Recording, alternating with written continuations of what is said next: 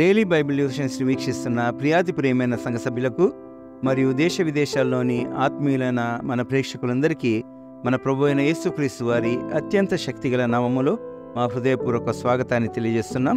The Church of South India diocese of Medak Holy Trinity Church Bolarampet state సమర్పిస్తున్న మన అనుదిన వాక్య ధ్యానాల్లో మీకు తెలిసినట్లుగా నిన్నటి నుండి నెహెమ్యా గ్రంథం నుండి మన women's fellowship secretary doctor Mrs P Pramila Vivekanand గారు అందించే ధారావాహిక సందేశాలను ప్రారంభించాం.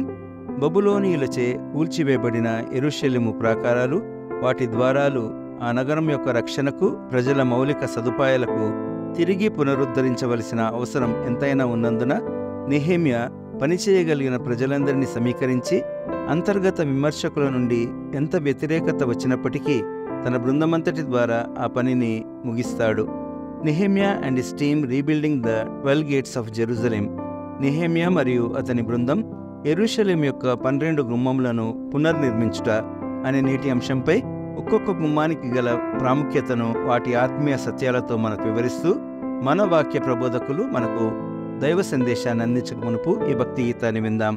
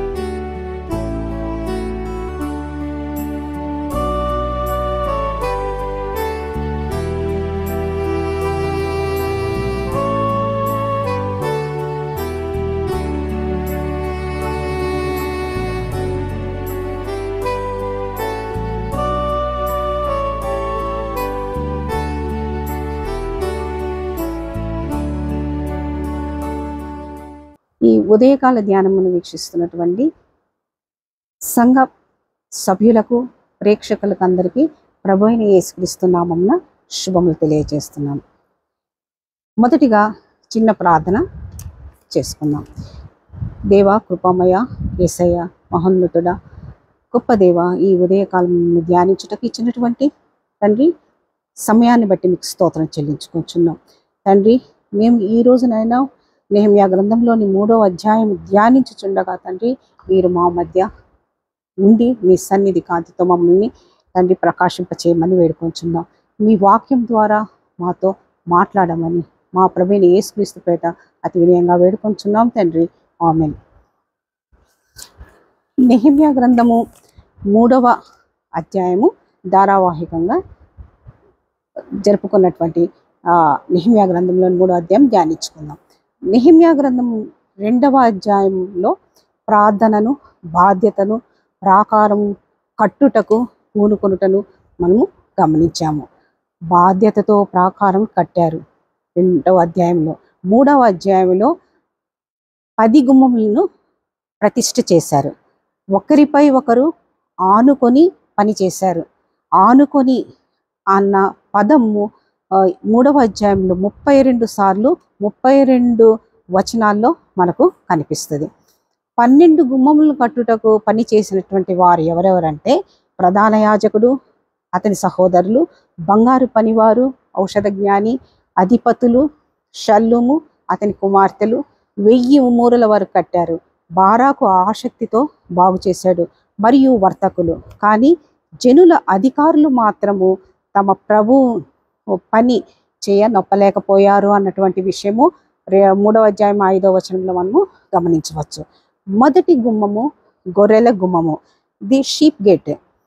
గొర్రెల గుమ్మము ఎంతో ప్రధానమైనది. దీన్ని ప్రధాన యాజకుడు ఎల్యాషీబు అతని సహోదరులైన యాజకులు ప్రతిష్ఠించారు. అతన్ని ఆనుకొని తక్కిన వారు కట్టారు. ఎల్యాషీబు అనగా దేవుడు తిరిగి కట్టువాడు అని అర్థము.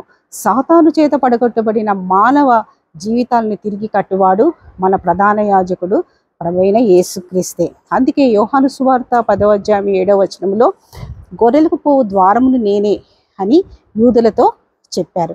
కనుక ఈ ద్వారము యేసుక్రీస్తుకు ముంగుర్తుగా ఉన్న రక్షణ ద్వారము. 2వ ద్వారము మత్స్యపు గుమ్మము, ది ఫిష్ గేట్. ఈ గుమ్మము గుండా యెరూషలేము ప్రజలకు కావలసినటువంటి చేపలను జారులు తీసుకొని వెళ్తారు. రక్షింపబడినటువంటి విశ్వాసి ఆత్మలను సంపాదించి మత్స్యపు గుమ్మము యొక్క అనుభవాన్ని కలిగి ప్రభువును మహిమపరచాలి. యోహాను సువార్త 4వ అధ్యాయం 19వ వచనంలో నేను మిమ్మును మనుషులు పట్టు జారులుగా చేతునని ప్రభువారు సెలవిచ్చారు. 3వది పాత గుమ్మము, ది ఓల్డ్ గేట్, పురాతన గుమ్మము. దీనిని కట్టిన వారు యెహోయాదాయును, మెషుల్లాము కట్టారు. 4వ గుమ్మము లోయ గుమ్మము, ది వ్యాలీ గేట్. ప్రాకారాలు కట్టిన వారందరిలో లోయ గుమ్మం దగ్గర పని చేసిన వారే ఎక్కువ మంది ఉన్నారు. వారు 1000 మూరల దనుక గోడను కట్టారు. వారు లోయలో ఎవరికి కనబడకపోయినా కానీ కనబడుచున్నటువంటి పని చేస్తున్నటువంటి అందరికంటే వీరు ఎక్కువగా పనిచేశారు. తర్వాత గుమ్మము 5వది పెంట గుమ్మము, ది డంగ్ గేట్. ఈ గుమ్మము ద్వారానే యెరూషలేము పట్టణములో ఉండేటటువంటి మాలిన్యం అంతయు కొనిపోబడి పట్టణము పవిత్రం చేయబడుతుంది. ఈ గుమ్మము బాగు చేసిన వాడు రేకాబు కుమారుడు. ఇర్మియా గ్రంథము 35వ అధ్యాయం 1 నుంచి 16వ వచనంలో మనం గమనిస్తే రేకాబీయులు తన అనుదిన జీవితంలో పరిశుద్ధతను కాపాడుకున్నారు అని ఉంది. కావున మన హృదయములు కూడా పవిత్రంగా ఉంచుకోవాలి. 6వ గుమ్మము ధార గుమ్మము, ది ఫౌంటైన్ గేట్. దీన్ని కట్టించిన వారు షల్లూము. దార గుమ్మమును ఊట గుమ్మంగా కూడా పిలువబడుతుంది. 7వ గుమ్మము నీటి గుమ్మము, ది వాటర్ గేట్.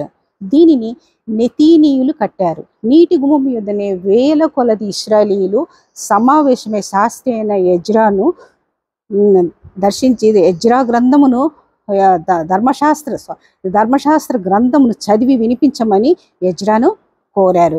ఎజ్రా గ్రంథము చదివి ఆ ధర్మశాస్త్ర గ్రంథమును చదివి వినిపించగా ఆ మాటలు విని పశ్చాత్తాపులై తమ పాపాలను ఒప్పుకొని వాక్యం అనేటటువంటి నీటి ద్వారా వారు తమ జీవితాలని పవిత్రం చేసుకున్నారు. తర్వాతది గుర్రపు గుమ్మము, ది హార్స్ గేట్. గుమ్మము, ఈ యొక్క గుర్రపు గుమ్మము యుద్ధానికి సంకేతము. ఈ గుర్రపు గుమ్మము క్రైస్తవ జీవితానికి ఒక యుద్ధ రంగము వంటిదని చెప్పవచ్చు. ఎందుకంటే సామెతలు 21:31లో యుద్ధ దినమునకు గుర్రములను ఆయత్తపరచుట కద్దు, కానీ రక్షణ యెహోవా వశము. 9వ గుమ్మము తూర్పు గుమ్మము, ది ఈస్ట్ గేట్.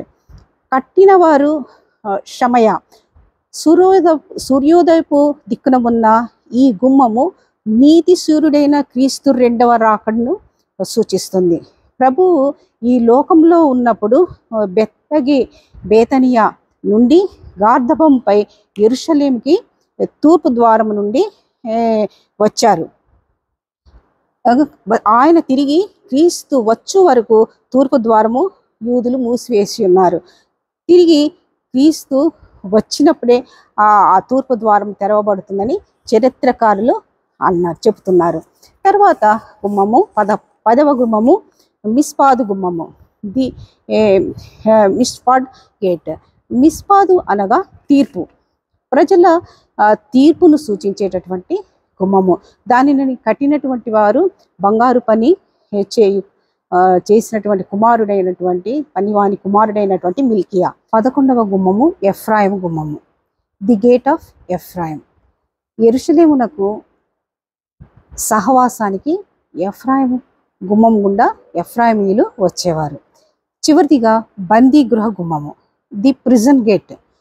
పరిశుద్ధ పట్టణమైన యెరూషలేము యొక్క నియమములను అతిక్రమించినటువంటి వారిని శిక్షించి క్రమశిక్షణలో పెట్టుటకు ఈ గుమ్మను ఏర్పాటు చేశారు.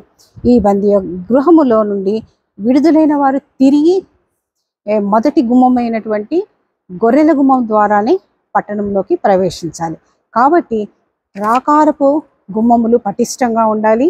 అప్పుడే పట్టణానికి క్షేమం. అందుకే నెహెమ్యా స్పందించాడు. అందరూ సహకరించారు, చేయూతనిచ్చారు. మనఃపూర్వకంగా దేవుని సేవ చేయడం దేవుని దృష్టిలో ఎంతో విలువైనది. అట్టి కృప దేవుడు మనందరికీ అనుగ్రహించి దీవించి ఆశీర్వదించును గాక. ఆమేన్.